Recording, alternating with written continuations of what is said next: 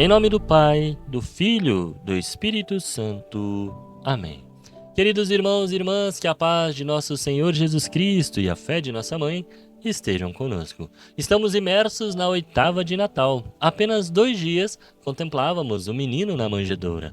Hoje, a liturgia da Santa Igreja veste-se de branco para celebrar São João, o Evangelista.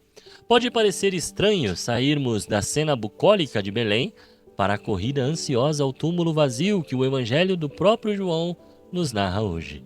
Mas a Igreja, em sua sabedoria imensa e bela, vamos dizer assim, coloca João logo após o Natal por uma razão teológica profunda. Ninguém compreendeu a encarnação de Deus tão profundamente quanto aquele que repousou a cabeça no peito de seu mestre. Se o Natal é o mistério de Deus que se faz carne, João é a testemunha ocular dessa carne. Na primeira leitura de hoje, irmãos, ouvimos o início da sua primeira carta. Notem a insistência sensorial do apóstolo. Ele não começa falando de teorias ou de ideias ou filosofias distantes, abstratas, não. Ele fala de sentidos. Caríssimos, o que era desde o princípio, o que nós ouvimos, o que vimos com os nossos olhos, o que contemplamos e as nossas mãos tocaram, da palavra da vida, de fato, a vida manifestou-se e nós a vimos. E somos testemunhas e a vós anunciamos a vida eterna, que estava junto do Pai e que se tornou visível para nós. Contra aqueles que diziam que Jesus era apenas um espírito ou uma aparência, João grita: nós o tocamos. O Deus cristão, irmãos, não é uma energia distante. Ele tem um corpo, ele tem um rosto, ele tem uma história. João nos ensina que a nossa fé entra pelos olhos e pelas mãos. Para nós hoje, onde tocamos o verbo da vida? Nós tocamos nos sacramentos, especialmente na Eucaristia, e o tocamos na carne daquele irmão que sofre. A comunhão que João cita aqui em sua carta não é apenas um sentimento de amizade, queridos. É a participação real na vida de Deus que se tornou palpável. João está chamando todos de sua época para a igreja, quando ele diz: isso que vimos e ouvimos, nós vos anunciamos para que estejais em comunhão conosco, e a nossa comunhão é com o Pai e com o seu Filho Jesus Cristo. Nós vos escrevemos estas coisas para que a nossa alegria fique completa. Ou seja, João está mostrando que a verdade plena, a alegria total desta vida tem lugar, e é junto com os apóstolos, e assim, junto com Deus Pai e seu Filho. E esse lugar é a Santa Igreja Católica. No Evangelho de hoje, irmãos, no capítulo 20, versículos de 2 a 8 do próprio João, somos transportados para a manhã da ressurreição. Maria Madalena anuncia que o corpo do Senhor desapareceu. Pedro, o outro discípulo, aquele que Jesus amava, a quem nós estamos celebrando hoje, que a tradição identifica como João, esse discípulo. Eles correm juntos. E aqui temos uma imagem belíssima dessa igreja que eu acabei de citar o nome. João corre mais depressa. João representa o amor, o carisma, a mística. O amor é sempre veloz. A ansiedade de estar com o amado nos faz correr.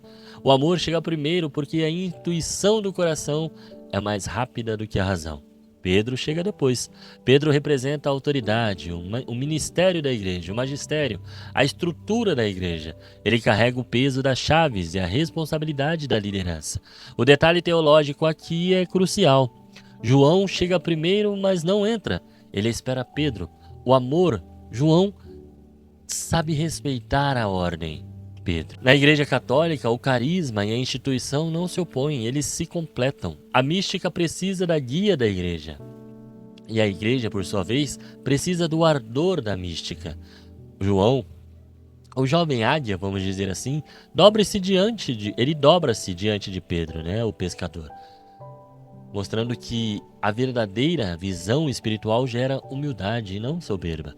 Quando Pedro entra, vê os panos de linho no chão, depois entra João, o texto diz: ele viu e acreditou. O que João viu? Apenas faixas de pano e um sudário enrolado.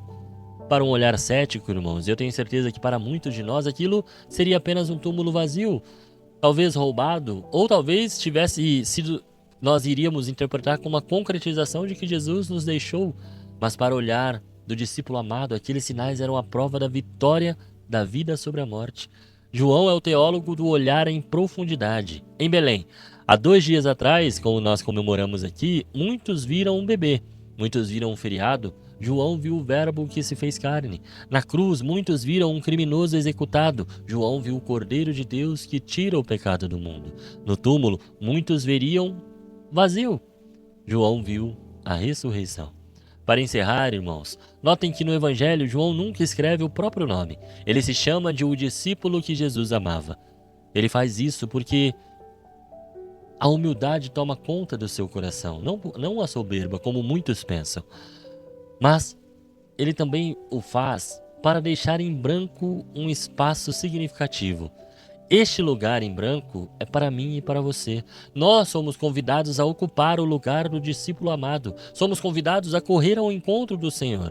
Somos convidados a apalpar a realidade de Deus na nossa vida cotidiana, como o próprio João diz na primeira leitura. Hoje, irmãos, somos convidados a pedir a graça desse olhar de João. Um olhar que, diante dos sinais simples do pão, do vinho e da comunidade reunida, consegue enxergar a glória de Deus.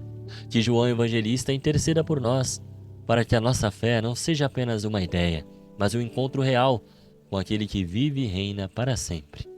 Que Deus abençoe você e até amanhã, se esse mesmo Deus me permitir.